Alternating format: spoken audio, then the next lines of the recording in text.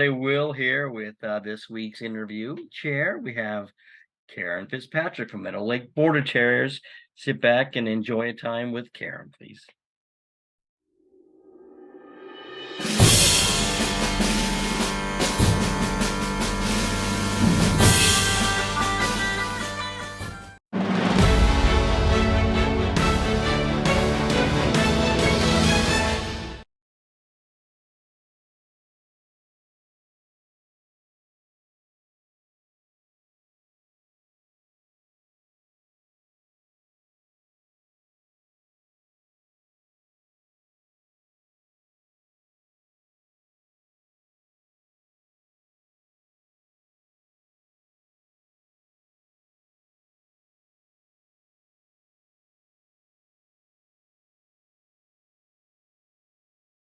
Hi, everybody. Will here from Dog Show Tips. And today in the interview chair, we have Karen Fitzpatrick from Middle Lake Border Terriers. How are you, Karen?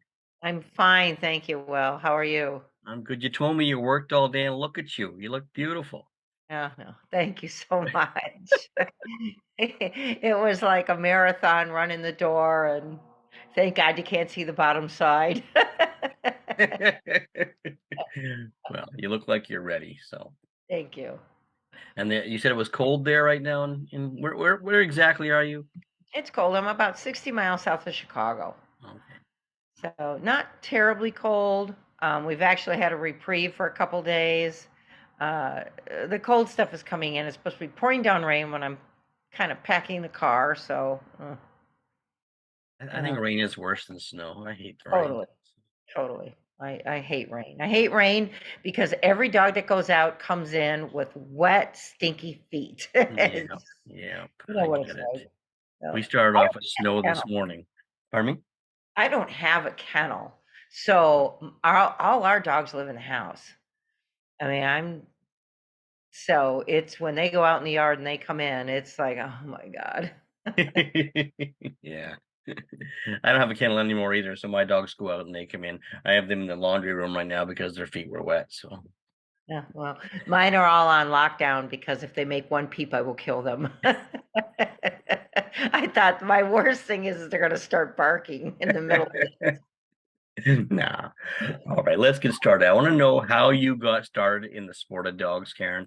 And if you don't mind, how old you were when you started. I guess, I never really which sport? Um, I think I grew up with, actually Irish setters. You'd be surprised about that. My Yay. father my father worked Irish setters, and we were just hunting people. I just grew up my dad would throw those setters in the back of the truck, and we'd go pheasant hunting. So that's kinda how I started in dogs. The very first then I actually started in hunting, back in, oh god, I think 1981. Um, I started working actually the old Jack Russells. And I used to do, believe it or not, I know you're going to think I'm crazy, but I used to rat hunt Oh, and cool. I used to work ferrets. Oh, wow. Yeah. And I used to take ferrets, work them to ground.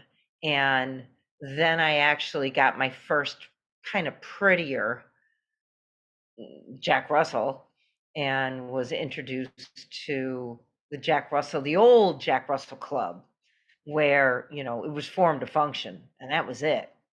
It was kind of a span or get out Yeah. kind of club. And I think I was introduced to a judge who lived in the UK. They used to love to bring over the UK judges because, um, you know, like anything, I mean, you love showing to somebody that's kind of non-controversial and can walk in there and not know the players. So that was a big thing back then. They would always bring over the working judges, and I mean the true terrier men of the UK.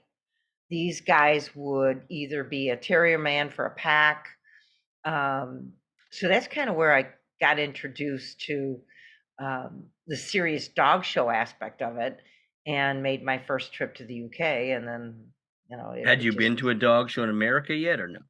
oh yeah, not AKC. Okay. Um, I did Jack Russells for years, or, you know, I call them Jack Russells, and I know that's not correct. But for me, coming up the way I did, it was always a Jack Russell. They didn't become Parsons until 2000. Yeah. So that was when I had kind of had to make a choice between, I had a few boarders at the time, and strictly to hunt. I mean, I was hunt crazy. After I my didn't know that. first, That's cool. oh my God, I was hunt crazy. After my first divorce, I took every penny I had, and I think I went to the UK 13 times in 1 year just to go hunting. Wow. So I was just a huge hunt person back then. And And what were you hunting in the UK? What do they hunt in the UK with the fox, board? strictly Oh, fox. yeah. We were just fox hunting. I dabbled in lurchers for a while. Um, Actually even dabbled in patterdales, if you can believe it. Oh, I had I like patterdales those. back Yeah. then. They're great. They're They great. are. Yeah. I've judged them in UKC shows. I think they're cool. So, They're tough. I think I judged their first Patterdale National back, oh my God, so many years ago. So when people, you know, talk about Patterdales or Yacht Terriers, I'm like, oh, that's like old news for me. I mean, I've been in that forever. But you know, I was always the type of person who, back when I started showing Jack Russells in the old club, I just thought, you know, there's no reason a pretty dog can't work, and vice versa. So I started breeding correct dogs with working ability, and you know, that was that. And uh, so I think I acquired my first boarder. Oh, actually, um, I was actually at a hunt. I was very good friends with the master of the foxhounds with the Coniston hunt in the UK, and actually Barry Todd Hunter with the Blencathra. I did a lot of hunting with them. I did a lot of horseback hunting in Somerset, uh, crazy times. But I remember seeing my first boarder.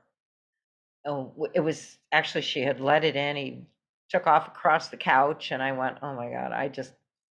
I fell so in love, and I thought, I've got to have one of these. I've got to have a boarder, you know. And you know, they have that she, effect on people. oh my God, they're addicting. They're like potato chips. So that was when, I think that would have been like 1994, and I said to Doreen, if you ever breed her, and you know, I mean, she was strictly to hunt. This was not a show thing or anything. I mean, it was strictly to hunt. And I said, I would love to have a puppy from her. And I think 2 years later, 3 years later, she called me. They had bred her, and I went down and I picked up my first boarder. Um, the rest is history. You know, I never let you get away with that. oh my God. You know, I never, I remember the first time I wanted to show a boarder, and there was a guy, oh, I can't think of his name. He was, he actually was one of the founding members of the AWTA, and he said, you know, have you ever thought about showing this dog? And I thought, no. Oh, actually, let me back up. So I had friends that were bear hunters in West Virginia, and they had a boarder out in, you know, and they just had dog houses with straw. And she says, you know, we just don't hunt him much. He's just too big for the ground. And at the time, I was doing real barn hunting where we would actually clear out a barn with maybe 20 or 30 raccoons. I know it sounds crazy. I know, It, that's so cool. And I find those on YouTube. I sit and watch them. oh my God, we were crazed. We were crazed. We would take these terriers and we would hit these hay lofts, and the destruction was crazy what they did. But anyway, she says, "Do you want to use him, and do you want to take him and try him to barn hunt?" And I said, Now, were "Sure." you using jacks for the raccoons or borders? Both. Both, yeah. We used mostly boarders. This would have been my, I mean, I'm sorry, mostly Jack Russells, but this would have been my first boarder. And I took him, and he was a heavy boy. I mean, he probably was 20 pounds. Um, but she said he would get loose and just go out in the woods and start training coons. I mean, he was too big to get in the ground. Mhm. In this country, we do a lot of groundhog hunting, raccoons, groundhogs. So, it takes a smaller dog. But it's We, amazing though, because we have lots of raccoons in Canada, and they're like a tenacious. They can be oh, they are beasts, and beasts, beasts. And the way, raccoons come straight at a face where a groundhog comes under like a badger. And, so there's a lot of different, I mean, you just know these things. Like badgers are the worst. yeah. Uh, so that was it. I brought this dog home and started barn hunting him, and he had in remember, I was still kind of doing these little local Jack Russell shows, and I was breeding. I had some absolutely fabulous Jack Russells, or Parsons, as you would call them today, Mhm. and I had decided that um, this poor boarder, he had like broke all his teeth. And this guy says, "Have you tried to show this dog?" And I went, "No." And he said, "You need to try and show him an AKC." And I thought, "Yeah, right." And I stripped him out, made him look like a parson, took him to the ring, and didn't have a clue what I was doing. He got a major the first time, didn't even know how to put him on the table, got a group 4, and I stormed off, and I remember him saying, "Aren't you gonna take a picture?" And I went, "I got 4th place. Why would I take a picture?" I absolutely had no clue. That's funny. And that was it. I mean, I So got that the was ball. your what year was that? Oh my God. Probably 96, 97, maybe, because I think I imported um, Penny, who was out of Lucy in 97. And I remember trying to show Barkley a few times, and who really helped me was Mary Paisley. She saw this poor girl trying to make her way around the ring, dropped the leash, put the dog on the table backwards, and I was just mortified. I mean, I just thought, I can't do this. I can't do this. So Mary was like, "Do you need any help?" I'm like, "Yes." Help. I don't know what I'm doing. And So was she she your first I guess like a mentor in AKC shows then? she was my first mentor in how to show dogs for Yeah. sure. I had just no clue. Um, I let her take a couple of them for a few times, um, just because I was still actually showing Parsons or Jack Russells back then, and it was just overwhelming. I mean, it was just I was married at the time, and just trying to balance it all. And she took Penny, who was my first import, and finished her for me. And then she actually we took. Oh, this is a funny story. So she wanted to take Barkley. Barkley was the coon hunting dog. She thought he was good enough to take to the garden. I thought, okay, Westminster, wow, okay. Yeah. Planned all that out, and off we went. We stayed at the pen, and I can remember, um, I was just so overwhelmed, and just watching her was just, I thought, "Oh, this is crazy. Why would I ever do this?" I don't think I ever messed to Westminster since then. So, you get so hooked. I mean, it was crazy. I think I've had a lot of mentors along the way. I mean, I don't think I think my competitive nature is I never really had anybody to teach me anything. Mhm. I'm a very visual person, and just stupid competitive. Really? Don't even go there, Will. But I was a stalker. I would watch everything. I would see grooming and run back home and try to repeat it. I can remember Susie Kipp.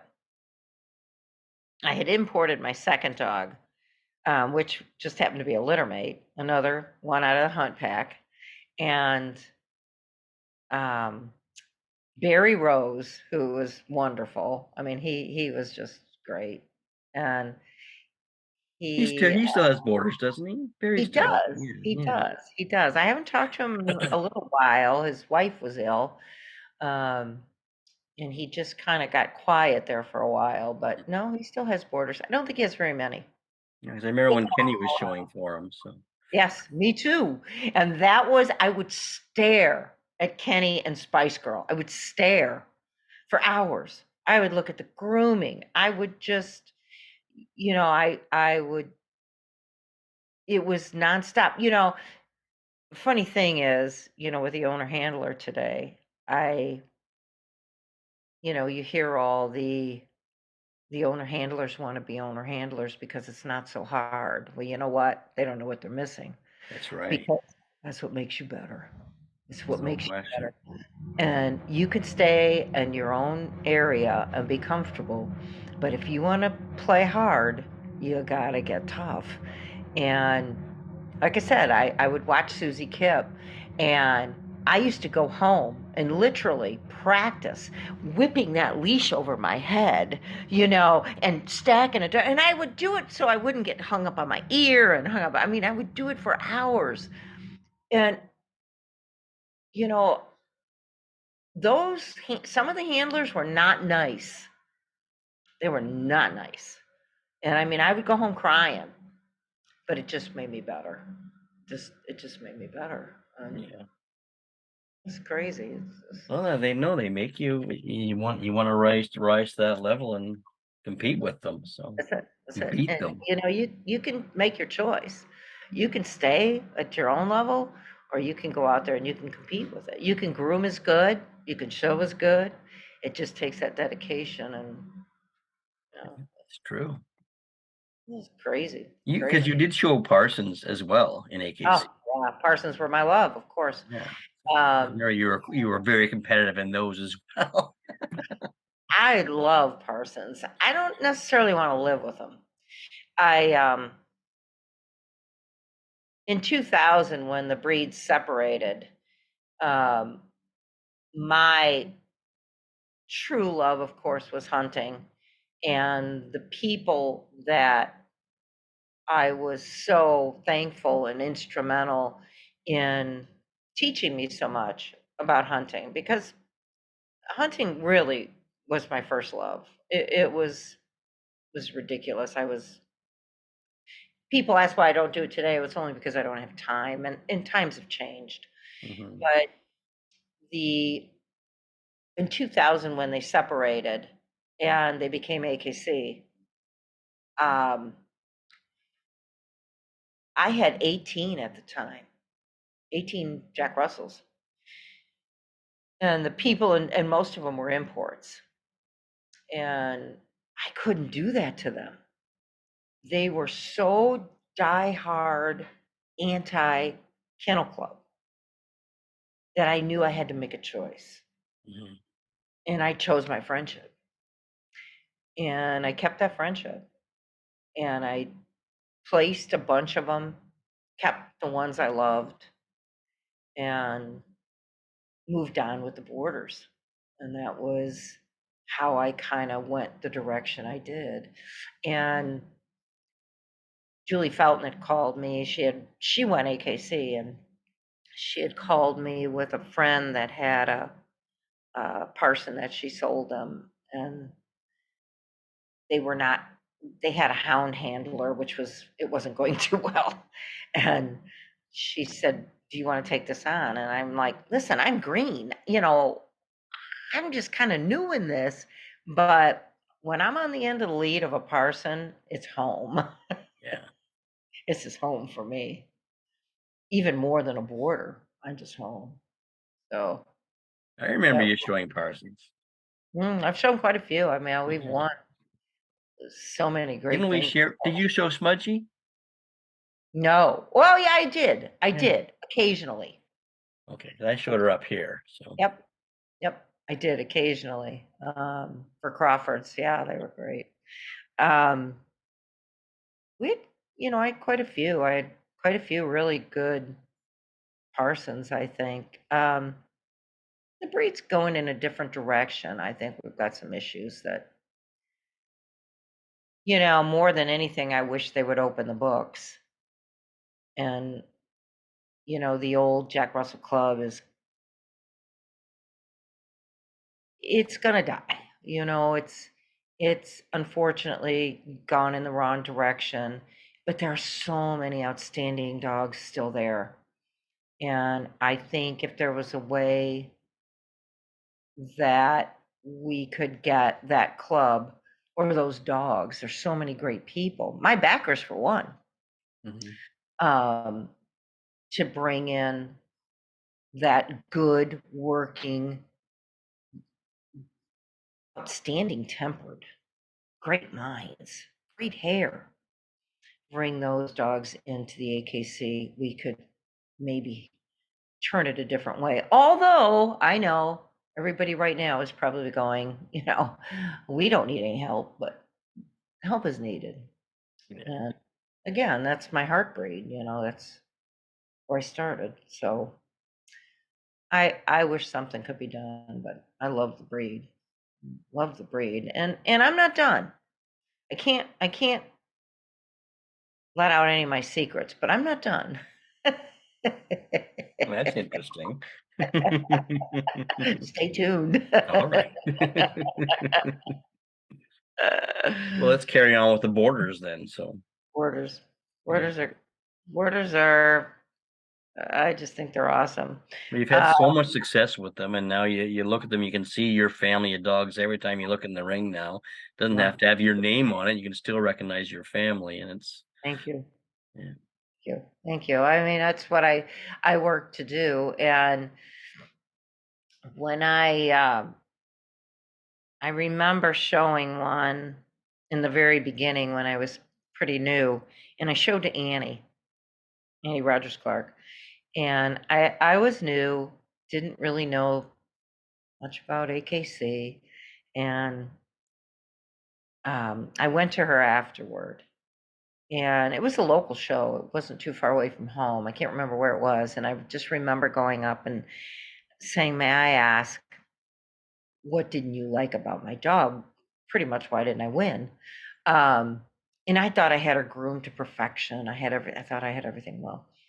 And she says, "Well, she's a little long for me." And I didn't even know what a breed standard was. I'm just listening to what everybody's telling me. And I said to her, "Well, they're supposed to be longer." And she said, "Miss, have you read your breed standard?" And I thought I would die because how am I supposed to tell this judge no? Which I didn't. And didn't know anything about it. Went home, pulled it up, read it. I never looked back. I never looked back. And I stood my ground, changed my way of breeding, and that was an eye opener. And that was long time ago. Long time ago, 98 maybe, I don't know. And I just changed everything. When did you win your first best in show? Oh God, that was probably with Bell. Hmm. Uh, oh God, I don't know. I don't even know what year it was. Can't even. The time just goes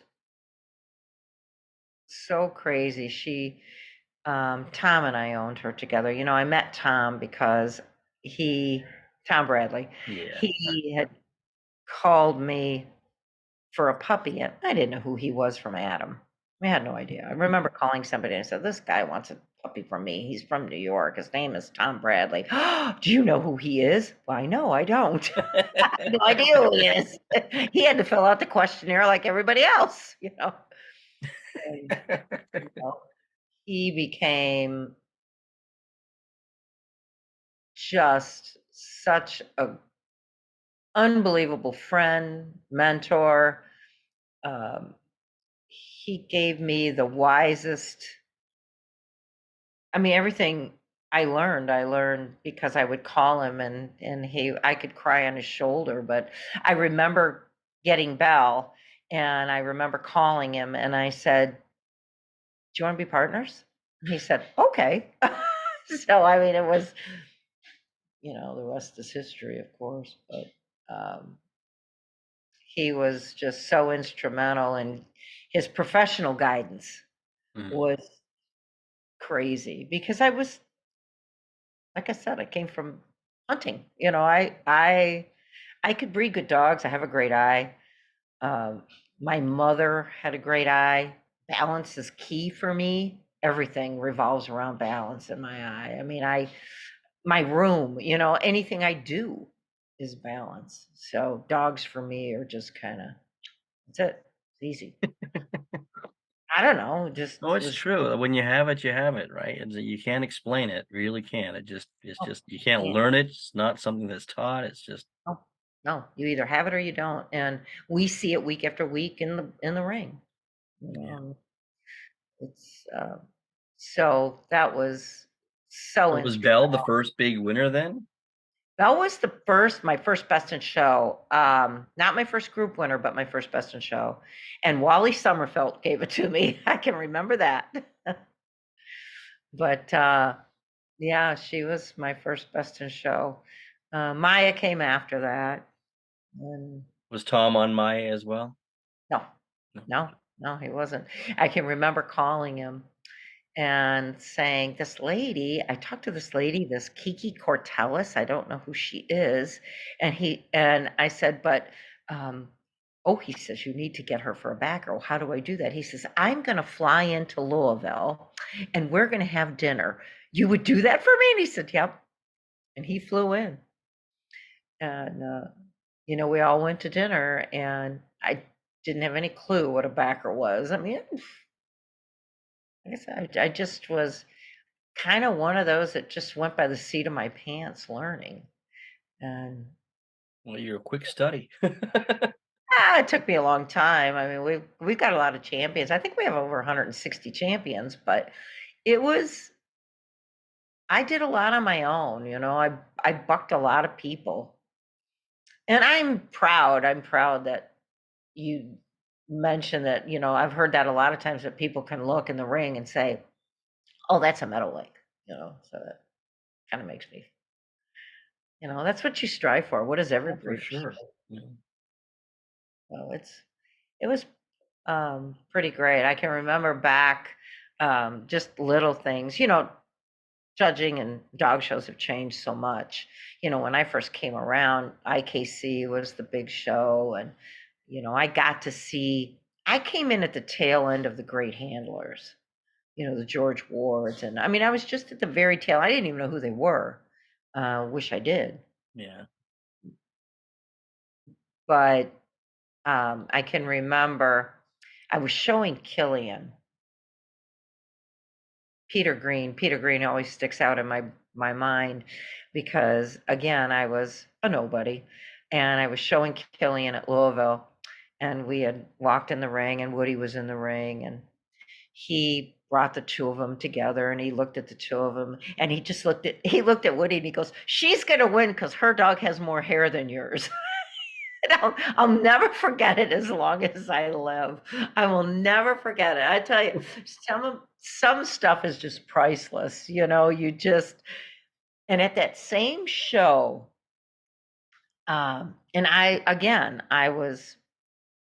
just I was just a border terrier breeder, and Robert Hutton came up to me and handed me a card, and he said, "We're having a dinner tonight. It's private. We would love for you to attend."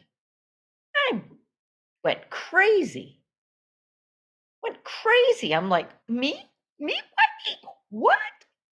And I went, and I'll never forget it. There was maybe 20 people there, and I can remember Polly and Doc Smith being there, just because they were. in my eyes, the king and queen. And I can remember Bob getting up and introducing everybody and him saying, this is Karen Fitzpatrick. She breeds the best border terriers in the world. Just like, what? What? I mean, you're just dumbfounded. I mean, Right. I think I could have probably flew out of there. So, it's crazy the things that happen to you along the way, the right place, the right time, because and the people that really help you along the way. Um, life is all about doors. For sure. When you walk through the right one, How many best in show winners have you bred now? ah, I don't know. Roughly. I don't know. Probably A lot. a lot. Uh, One year we actually had 4 different boarders going best in show around the country, which I thought was amazing. That is great. Back when boarders didn't do, they didn't have best in shows. Yeah. Now they're winning quite a bit. I think boarders are really on the map. So, Well, you put them there. You helped a lot. So I'd like to think so. I hope so anyway. I hope so. you did. But it's been a crazy ride. I'm not done. No, you're not done. They already told me. Stay tuned. I'm not done with these boarders. I tell you, it's too much fun. So when you groom your dogs impeccably, you taught yourself to do that? Yep, Wow. absolutely. That's great. And, again, I was so lucky, just sometimes I remember going to Santa Barbara and, oh God, that was another highlight. Um, when I went to Santa Barbara, I took Maya and Cinder and went best in sweepstakes. Who would have thunk? I actually wrecked the car in Malibu on the way. I ran over the curb, took out the whole side, the tires. Okay. Oh How my did you God. do that? 2 dogs hanging out the back window. I don't know. Looking at the water, actually. I didn't realize there was a media in there. Um, yeah, so, but I remember that was like a huge highlight. That was crazy, crazy highlight. Uh, Now you got me off the beaten path. What was I talking about? Well, we were talking about best in show winners, but Oh God. Well, it was a best in sweeps, but Maya was, just everything just worked. Everything just came together. I mean, she broke the record and I think she had 113 group ones and 14 wow. best in shows. So it's hard to get a best in show on a border. It's hard. Very hard. Very hard. You know, you already know your first, you're in trouble when you get on the table and you've got your best in show judge who's cranking that tail over the top of their back. You're going, oh, I'm not winning. Yeah. Not winning. Or they're checking pelt by pinching their shoulder or something, just kind of going, no, no, no. You almost got to get a terrier judge, and then you got to get one that likes borders. So it's it can be crazy. Um, it's been a great ride. I'll always be a breeder though. Um, what advice would you give for someone that wanted to get into borders? Mentor, mentor, mentor. Okay. Um, and don't pick 10. You know, I think the biggest problem that we have um, is so many people want to be a one hit wonder. They'll get their, especially in my case, because I have so many dogs that are better than most people's pets. And they get spoiled early and then they think they know everything. But, if people would just listen, but a lot of people they'll listen to more than one person. Right. And, you know how hard that is. I mean, what you like and what someone else likes. I mean, I just think people need to if they pick one type and that's what they need to stick with. Don't go out of the box. Don't go ask someone else for their opinion because it gets confusing. And then, Right. so I I used to think, run into that when I was a handler because I'd have a owner and a breeder, and then I'd say one thing and the breeder would say one thing, and sometimes we had a big mess. Sometimes not. Sometimes it worked out great. Other times sure, they just listened sure, to too many people. sure. And I just run into that a lot. I'm still of the old school. I don't care if I hate your guts. If you have a dog I want to breed to, Yeah. I'm the first one that'll call you. And, I never would have gotten Maya. And this is a crazy story. I mean, the things that you have to buck to go along you know, just that whole road to get to where you want to be, sometimes it's just, it might be knowledge, but it's got to be lucky too. And I had a bitch at the time that I really wanted to breed. And actually, it was the Kips that were showing a dog. And the minute I looked at the dog, I loved him. I just loved him. He was in the classes. And I remember grabbing the catalog and I went, oh, I know this pedigree. And it was out of a bitch that never finished. She was a neurotic whack job. And I mean, just nuts. And, but by a decent dog. So I had called, I don't know if you know Laura Lee Stern. You know Laura Lee? No. Well, anyway, she's in Wisconsin. I had called Laura Lee and I said, she had bought the dog. And I said, Laura Lee, I love this dog. She goes, I think he's beautiful. I said, I think he's absolutely fabulous. And I will tell you what he's going to go back to on my pedigree on this bitch. Please let me use him. Will you let me use him? She said, yeah, I would. Of course I would. The breeder of the dog called her and said, she is not allowed to use any of my dogs. I can't stand her. She's, blah, blah, blah. And I refuse. And you will not allow her to breed to this dog. And she said, you know what? I bought this dog. He's my dog. And I'm going to let her breed to him. And there you go. Good for her. That's how Maya became. So, you know, you got so many people to thank along the way that help make you what you are today. And I it's not just it's the people that buy your puppies, it's the people who help you breed, it's the people who help you raise them. There's I mean, the hardest part is first you decide who you're going to breed to, and then you got to get them here all in one piece. And then you got to hope they got temperaments. You got to have teeth. You got to hope you raise them right.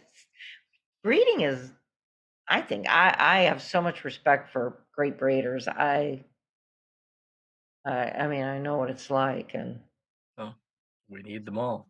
Who do you have in your lap there? oh, this is Beth, Bethy. You're Beth. This is Beth. Hey there.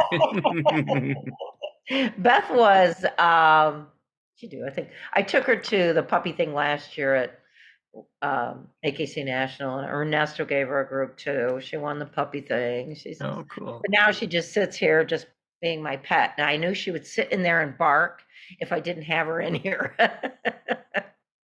No. Are you going for your judging license? Is that what I have Borders and Parsons already. Mhm.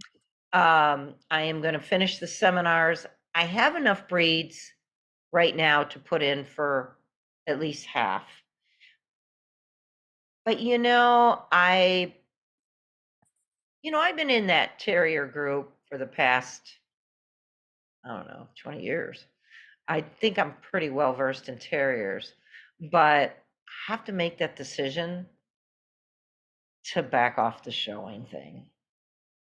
That's Well, it hard. depends on which level, right? How far you want to go with the showing, and That I'm going to finish up the rest of my seminars next week of the breeds that I need, and I guess I'll start putting in for the rest. And yeah, it's funny when you speak when you like when even when Kenny retired or when Pete retired, and I spoke to them, they loved judging, but they really missed the competition of showing the dogs. So, I think, when I did my provisional stuff and I got regular status on these guys,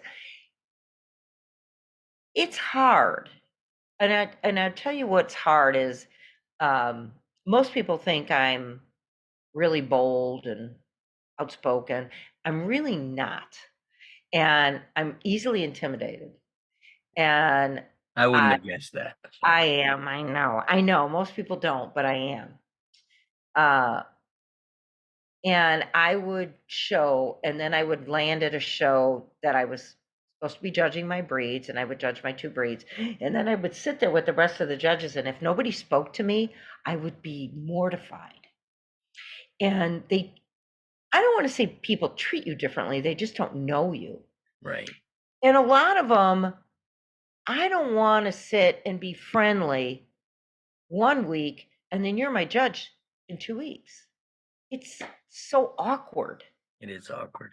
It's very awkward for me. So I got kind of timid about the whole judging thing. And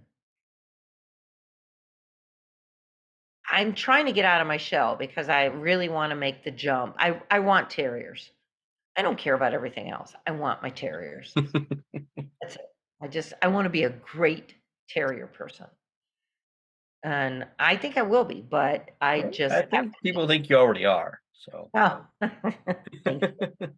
Thank you. But I want to be, you know, I don't want to special anything anymore. Then I got to find somebody to special them because I'm not going to stop. I don't want to stop yeah. breeding. And I, won't you miss that? Like I made a deal. don't I you still miss it? show. What's that? Don't you miss being out there? I still show locally. I still go to my local shows here, and I still have my beagle, and I have an Irish setter, and I hang out with my friends.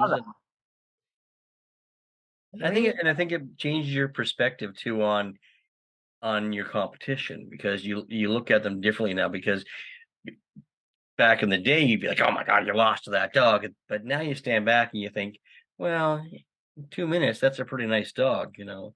So yeah, it go. changes your It perspective on things. changes a lot. I was at a show in Marion, Illinois this year actually, and for 3 days, I won the group every day, went best in show, and the last day they were frantic. Everything, I don't even know what happened, and they were desperate for just an owner handler judge. Mhm. And the rules state I can actually show in the terrier group and judge the owner handler group, and as long as I'm not an owner handler. And I walked up and I said, I'll do it. I don't care. If you want me to do the owner handler group, I'm fine with that. And then I walked away and I took 5 minutes to remember everybody that was in the group with me the day before. And I thought, I can't do this. I can't have competed against you, talked to you. We all had this whole thing together. And then the next day, I'm going to judge you. I can't do it. I just can't do it. So I walked back up there and I said, I can't do it. I can't do it. I'm sorry. And he looked at me, the superintendent, and I went, I just can't do it. It feels too weird. It Yeah. feels too weird to be in the ring with everybody and then the next day judge them all. Well, I spoke to Ginny Line about that, and Ginny, because she always showed her dogs too. She always showed her dogs locally, Ah, and she just made a promise to herself that she would try not to judge in her area. and just show in her area and judge everywhere else. So, Yeah. And that makes a lot of sense because yeah. then you don't run into that awkward situation where you don't want to lose any friends. Right. But then you have to look at it as were they your friend if they're I not know, I because you know, didn't give them a I know, ribbon? I know, I know. It's a tough one. It's just the stuff that I've judged. Um, to have to make those decisions and then they look at you like, so I know how a lot of judges feel. Oh yeah. It's it's I think our we've got issues today. I think we lack consistency in judging. Um, I'm not going to say who taught me or who is a mentor as a judge to me, but I value someone who is consistent, as I'm sure you do too. I value if somebody loves your dog in Illinois, they're going to love your dog in Colorado. And I've run into situations where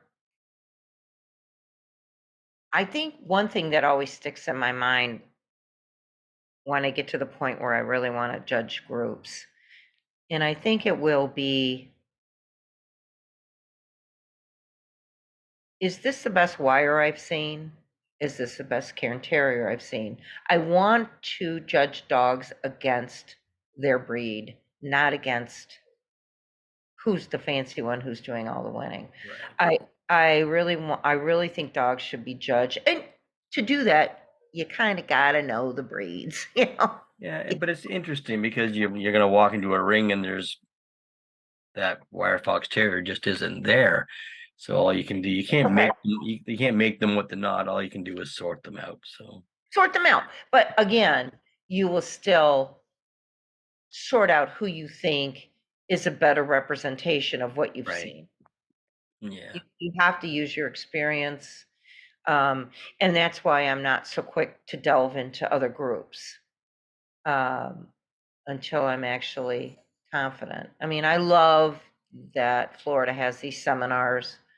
Um, I look at it like going to school, and It is. It really you know, is. Yeah. it's your education, and you learn a lot. I don't care how much you think you know, you Oh, always learn.